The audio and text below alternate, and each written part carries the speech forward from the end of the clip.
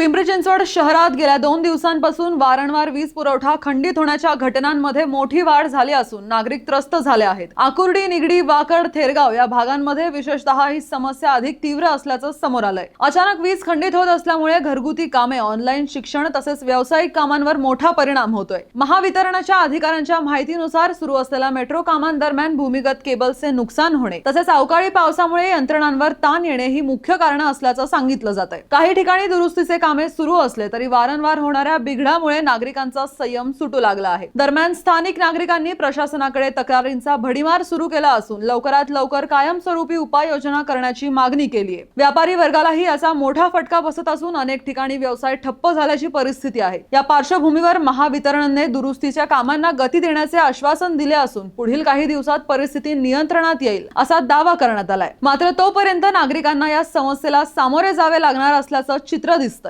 दरम्यान यावर तुमचं काय मत आहे ते आम्हाला कमेंट करून नक्की सांगा आणि पाहत रहा PCMC न्यूज चॅनल पिंपरी चिंचवडकरांचं। आणखीन घडामोडी जाणून घेण्यासाठी पाहत रहा पिंपरी चिंचवड न्यूज। सोबतच आमच्या फेसबुक आणि इंस्टाग्राम चॅनलला फॉलो करायला विसरू नका। तसेच YouTube चॅनलला सबस्क्राइब करायला विसरू नका।